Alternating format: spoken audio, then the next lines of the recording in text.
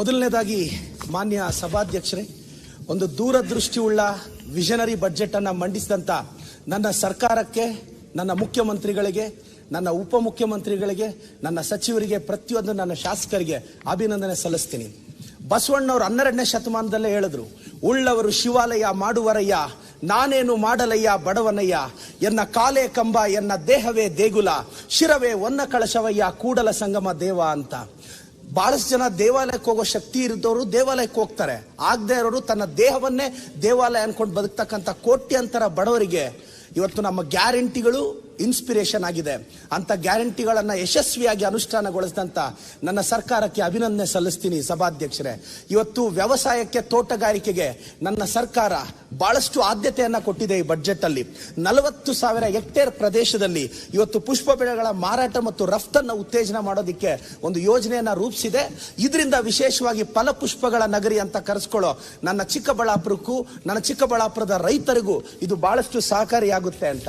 ಇವತ್ತು ಏಷ್ಯಾದಲ್ಲೇ ಅತಿ ಹೆಚ್ಚು ರೇಷ್ಮೆ ಬೆಳೀತಕ್ಕಂಥ ರಾಮನಗರ, ಶಿಡ್ಲಘಟ್ಟ ಇವತ್ತು ಈಗಾಗಲೇ ಒಂದು 150 ಕೋಟಿ ಬಿಡುಗಡೆಯಾಗಿದೆ.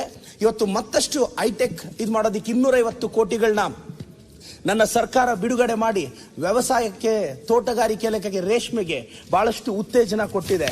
ಇವತ್ತು ಬರಗಾಲ ಜಿಲ್ಲೆಗೆ, ಬರಪೀಡಿತ ಜಿಲ್ಲೆಗಳಾದಂಥ ಚಿಕ್ಕಬಳ್ಳಾಪುರ, ಕೋಲಾರ ಬಹಳಷ್ಟು ಜಿಲ್ಲೆಗಳಿಗೆ ಎತ್ತಿನ ಹೊಳೆ ನಮ್ಮ ಭವಿಷ್ಯ, ಎತ್ತಿನ ಹೊಳೆ ಯೋಜನೆ ನಮ್ಮ ರೈತರ ಭವಿಷ್ಯ. ಈ ಸಂದರ್ಭದಲ್ಲಿ ನಮ್ಮ ಮಾಜಿ ಮುಖ್ಯಮಂತ್ರಿಗಳಾದ ವೀರಪ್ಪ ಮೊಯ್ಲಿ ಸಾಹೇಬ್ರಿಗೂ ನಾನು ಅಭಿನಂದನೆ ಸಲ್ಲಿಸಕ್ಕೆ ಇಷ್ಟಪಡ್ತೀನಿ. ಇಂಥ ಒಂದು ಯೋಜನೆಯನ್ನ ಕಳೆದ 10-15 ವರ್ಷಗಳ ಹಿಂದೆನೆ ಸರ್ಕಾರದ ಮುಂದಿಟ್ಟು ಆ ಯೋಜನೆ ಇವತ್ತು ಅನುಷ್ಠಾನ ಆಗ್ತಿದೆ. ನಾನು ವೀರಪ್ಪ ಮೊಯ್ಲಿ ಸಾಹೇಬ್ರಿಗೂ ಅಭಿನಂದನೆ ಸಲ್ಲಿಸಕ್ಕೆ ಇಷ್ಟಪಡ್ತೀನಿ. ಇವತ್ತು ಎತ್ತಿನ ಹೊಳೆ ಪ್ರೀ ಕಮಿಷನಿಂಗ್ ಟೆಸ್ಟ್ ಮಾಡಿ ಚಾಲನೆಗೊಳಿಸ್ತೀವಿ ಅಂತ ನಮ್ಮ ಸರ್ಕಾರ ಬಜೆಟ್ ಅಲ್ಲಿ ಘೋಷಿಸಿದೆ. ಧನ್ಯವಾದಗಳನ್ನ ಅರ್ಪಿಸ್ತೇನೆ. ಭದ್ರಾ ಮೇಲ್ದಂಡೆ ಯೋಜನೆ ಆಗ್ಬೋದು, ಇವತ್ತು ಸಾಕಷ್ಟು ಯೋಜನೆಗಳಿಗೆ ನನ್ನ ಸರ್ಕಾರ ಹುಟ್ಟಿದೆ. ಡಾಕ್ಟರ್ ಮನಮೋಹನ್ ಸಿಂಗ್ ಅವರ UPA 1 ಗವರ್ಮೆಂಟ್ UPA 2 ಅಲ್ಲಿ ನಾವು ಫುಡ್ ಸೆಕ್ಯೂರಿಟಿ ಆಕ್ಟ್ ತಂದು ಬಡವರಿಗೆ ಅಕ್ಕಿ ಕೊಡತಕ್ಕಂಥದ್ದು, ಆ ಫುಡ್ ಸೆಕ್ಯೂರಿಟಿ ಆಕ್ಟ್ ನ ತಂದಂತ ಆವತ್ತಿನ UPA 1 UPA 2 ಸರ್ಕಾರ. ಅದರ ನಂತರ ಬಂದ ಸರ್ಕಾರಗಳು ಶಾಂತಾರಾಮ್ ಕಮಿಟಿಯನ್ನ ಹಾಕಿ, ಆ ಶಾಂತಾರಾಮ್ ಕಮಿಟಿಯಿಂದ ಬಡವರು ಹೊಟ್ಟೆ ಮೇಲೆ ಹೊಡಿತು. ಆ ಸರ್ಕಾರಗಳಿಗೆ ಖಂಡಿತವಾಗೂ ಆ ತೀರ್ಮಾನವನ್ನ ವಿರೋಧ ವ್ಯಕ್ತಪಡಿಸ್ತಾ ನಂತರ ಇವತ್ತು ಬಹಳ ಸಂದರ್ಭದಲ್ಲಿ ಇವತ್ತು ಈ ನೀಟ್, CET, JEE ಬರೆಯೋ ವಿದ್ಯಾರ್ಥಿಗಳಿಗೆ 20,000 ವಿದ್ಯಾರ್ಥಿಗಳಿಗೆ ನೀಟ್ ಕೋಚಿಂಗ್ ನ ಉಚಿತವಾಗಿ ಕೊಡೋದಕ್ಕೆ ನನ್ನ ಸರ್ಕಾರ ತೀರ್ಮಾನ ತಗೊಂಡಿದೆ. ಈ ವಿಚಾರವಾಗೂ ನನ್ನ ಸರ್ಕಾರಕ್ಕೆ ಅಭಿನಂದನೆ ಸಲ್ಲಿಸ್ತೀನಿ. ಇವತ್ತು ಬ್ಯಾಕ್ವರ್ಡ್ ಕ್ಲಾಸ್ OBC ನಮ್ಮ ರಾಜ್ಯವನ್ನ ದೊಡ್ಡ ಮಟ್ಟದಲ್ಲಿ ಪ್ರತಿನಿಧಿಸುತ್ತೆ. ಶ್ರೀ ಕ್ಷೇತ್ರ ಕೈವಾರ ತಾತಯ್ಯನವರ ಆಶೀರ್ವಾದದಿಂದ ನನ್ನಂತ ಬ್ಯಾಕ್ವರ್ಡ್ ಕ್ಲಾಸ್ ಹುಡುಗರು ಇವತ್ತು ನಮ್ಮ ಮಾನ್ಯ ಮುಖ್ಯಮಂತ್ರಿಗಳು ಇವತ್ತು ಬ್ಯಾಕ್ವರ್ಡ್ ಕ್ಲಾಸ್ಗೆ 4 ಕ್ರಮಗಳನ್ನ ಕೈಗೊಂಡಿದ್ದಾರೆ. ಅಂದ್ರೆ 100 ಸ್ಟ್ರೆಂತ್ ಇರ್ತಕ್ಕಂಥ 75 ಬಾಯ್ಸ್ ಹಾಸ್ಟೆಲ್, 75 ಗರ್ಲ್ಸ್ ಹಾಸ್ಟೆಲ್ ನ ರೂಪಿಸ್ತಿದ್ದಾರೆ. ಇದು ಖಂಡಿತವಾಗೂ ನಮ್ಮ ಸರ್ಕಾರ ಬ್ಯಾಕ್ವರ್ಡ್ ಕ್ಲಾಸಸ್ ಪರವಾಗಿ ನಿಂತಿದೆ ಅಂತ. ಇವತ್ತು 150 ಮೆಟ್ರಿಕ್ ನಂತರದ ವಿದ್ಯಾರ್ಥಿ ನಿಲಯಗಳನ್ನ ಘೋಷಿಸಿದೆ. ಇದಕ್ಕೂ ನಾನು ಸರ್ಕಾರಕ್ಕೆ ಅಭಿನಂದನೆ ಸಲ್ಲಿಸ್ತೀನಿ. ಇವತ್ತು IIMB, Indian institute of management, business school ಸಹಯೋಗದೊಂದಿಗೆ ಅಂದ್ರೆ ಇನ್ಕ್ಯುಬೇಷನ್ ಕೇಂದ್ರಗಳನ್ನ, ಉದ್ಯಮಿಗಳನ್ನ ಉತ್ತೇಜಿಸಲು ಇವತ್ತು ನಮ್ಮ ಶಾಲೆಗಳಲ್ಲಿ A for apple, B for bat, C for cat ಅಂತಾನೆ ಟೀಚ್ ಮಾಡ್ತಿದೀವಿ.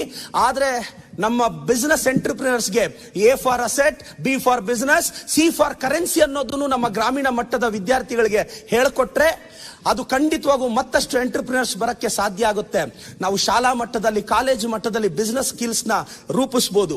ನಾನು ಬಹಳಷ್ಟು ಜನ, ವಿಶೇಷವಾಗಿ ನನ್ನ ಕನ್ನಡ ಮಾಧ್ಯಮದ ಶಾಲೆಯ ವಿದ್ಯಾರ್ಥಿಗಳಿಗೆ ಹೇಳಕ್ಕೆ ಬಯಸ್ತೇನೆ. ಸಭಾಧ್ಯಕ್ಷರೇ, ನಾನು ಕನ್ನಡ ಮಾಧ್ಯಮದಲ್ಲಿ ಶಾಲೆಯಲ್ಲಿ ಓದಿದೆ.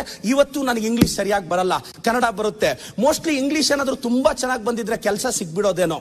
ಸೊ ಇಂಗ್ಲಿಷ್ ಬರಲಿಲ್ಲ, ಕನ್ನಡ ಮಾತ್ರ ಬಂತು. ಅದಕ್ಕೆ ಇವತ್ತು ನನ್ನ ಕಂಪನಿಯಲ್ಲಿ 550 ಮಂದಿಗೆ ಕೆಲಸ ಕೊಡಕ್ಕೆ ಸಾಧ್ಯ ಆಗ್ತಿದೆ. ಆ ಬಿಸಿನೆಸ್ ಸ್ಕಿಲ್ಸ್ ನ ಕಲಿತಿದ್ರಿಂದನೇ ಇವತ್ತೊಂದು ದೊಡ್ಡ ಸಮಸ್ಯೆನ ಕಟ್ಟಕ್ಕೆ ಸಾಧ್ಯ ಆಯ್ತು. ಇಂಥ ಒಂದು ಜಿಲ್ಲಾ ಮಟ್ಟದಲ್ಲಿ ಮಾಡ್ತಾ ಇರೋದ್ರಿಂದ ನನ್ನ ಸರ್ಕಾರಕ್ಕೆ ನಾನು ಅಭಿನಂದನೆ ಸಲ್ಲಿಸ್ತೀನಿ. ಇವತ್ತು ಮೆಟ್ರೋ ರೈಲ್ನ ದೇವನಹಳ್ಳಿವರೆಗೂ ತಂದಿದ್ದಾರೆ. ನನಗೆ ಖಂಡಿತವಾಗೂ ನನ್ನ ಸರ್ಕಾರದ ಮೇಲೆ ಭರವಸೆ ಇದೆ, ನನ್ನ ಮುಖ್ಯಮಂತ್ರಿಗಳು, ಉಪಮುಖ್ಯಮಂತ್ರಿಗಳ ಮೇಲೆ ಭರವಸೆ ಇದೆ. ಮುಂದಿನ ದಿನಗಳಲ್ಲಿ ಈ ಮೆಟ್ರೋ ರೈಲನ್ನ ಚಿಕ್ಕಬಳ್ಳಾಪುರದವರೆಗೂ ವಿಸ್ತರಣೆ ಆಗುತ್ತೆ. ನಾನು ಭಾವಿಸ್ತಾ ಇದ್ದೀನಿ, ಭವಿಷ್ಯದ ನೋಯ್ಡಾ ಆಗಿ ನನ್ನ ಚಿಕ್ಕಬಳ್ಳಾಪುರ ಪರಿವರ್ತನೆ ಆಗಲಿದೆ. ಬೆಂಗಳೂರಿಗೆ ಆಲ್ಟರ್ನೇಟ್ ಸಿಟಿ ಆಗಿ ಚಿಕ್ಕಬಳ್ಳಾಪುರ ಬೆಳವಣಿಗೆ ಆಗೋದ್ರಲ್ಲಿ ಸಂಶಯ ಇಲ್ಲ. ಈ ನಿಟ್ಟಿನಲ್ಲಿ ನನ್ನ ಸರ್ಕಾರದ ಮೇಲೆ ಭರವಸೆ ಇದೆ. ಮುಂದಿನ ದಿನಗಳಲ್ಲಿ ಮೆಟ್ರೋ ಚಿಕ್ಕಬಳ್ಳಾಪುರದವರೆಗೂ ಬರುತ್ತೆ ಅಂತ. ಇವತ್ತು ಅಂಗನವಾಡಿಗಳಲ್ಲಿ ಬಹಳಷ್ಟು ಹಿಂದುಳಿದ ವರ್ಗದ ಮಕ್ಕಳೇ ಅಂಗನವಾಡಿಗೆ ಹೋಗ್ತಾರೆ. ಸ್ವಲ್ಪ ರಿಚ್ ಕ್ಲಾಸ್ ಅವರು ಪ್ರೀ ಸ್ಕೂಲ್ ಅಂತ ಹೊರಟೋಗ್ತಾರೆ. ಬಹಳಷ್ಟು ಜನ ಗ್ಯಾರಂಟಿಗಳು ವಿರೋಧಿಸ್ತಾ ಇದ್ದಾರೆ. ಮೋಸ್ಟ್ಲಿ ನಮ್ಮ ಗ್ಯಾರಂಟಿಗಳು rich people may criticise, but ಗ್ಯಾರಂಟಿಯಿಂದ we become rich in the heart of the poor. ನಾವು ಬಡವರ ಹೃದಯದಲ್ಲಿ ಶ್ರೀಮಂತರಾಗಿದ್ದೀವಿ ಗ್ಯಾರಂಟಿ ಯೋಜನೆಗಳಿಂದ.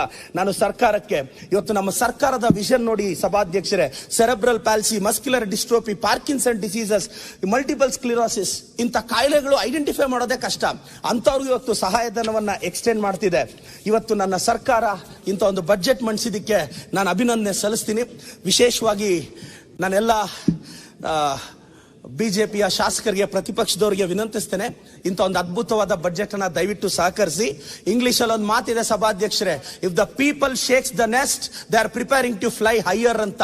ಮೋಸ್ಟ್ಲಿ ನಮ್ಮ ಸರ್ಕಾರದ ಯೋಜನೆಗಳನ್ನ ಪ್ರತಿಪಕ್ಷದವರು ಅಲುಗಾಡ್ಸಕ್ ಟ್ರೈ ಮಾಡಿದ್ರು ನಾವು ಜನರ ಮನಸ್ಸಲ್ಲಿ ಮತ್ತಷ್ಟು ಬೆಳೀತಾ ಇರ್ತೀವಿ ಅಂತ ಹೇಳ್ತಾ, ನನ್ನ ಸರ್ಕಾರಕ್ಕೆ ಪ್ರತಿಯೊಂದು ಶಾಸಕರಿಗೆ ಇಂಥ ಬಜೆಟ್ ಅನ್ನ ಸಪೋರ್ಟ್ ಮಾಡಬೇಕು ಅಂತ ಹೇಳ್ತಾ, ನನ್ನ ಸರ್ಕಾರ ಇವತ್ತು ಫುಡ್ ಸೆಕ್ಯೂರಿಟಿಯಿಂದ ಹಿಡಿದು ಬಹಳಷ್ಟು ಯೋಜನೆಗಳನ್ನ ತಂದಿದೆ. ಇಂಥ ಬಜೆಟ್ ಕೊಟ್ಟಂತ ಮಾನ್ಯ ಮುಖ್ಯಮಂತ್ರಿಗಳು, ಉಪಮುಖ್ಯಮಂತ್ರಿ ಪ್ರತಿಯೊಬ್ಬರನ್ನ ಸ್ಮರಿಸ್ತಾ ನಾನು ಧನ್ಯವಾದಗಳನ್ನ ತಿಳಿಸ್ತೇನೆ ಸಭಾಧ್ಯಕ್ಷ. ಈಗ ಧನ್ಯವಾದಗಳು. ಈಗ ಸದನವನ್ನು 2 ಗಂಟೆ 45 ನಿಮಿಷಕ್ಕೆ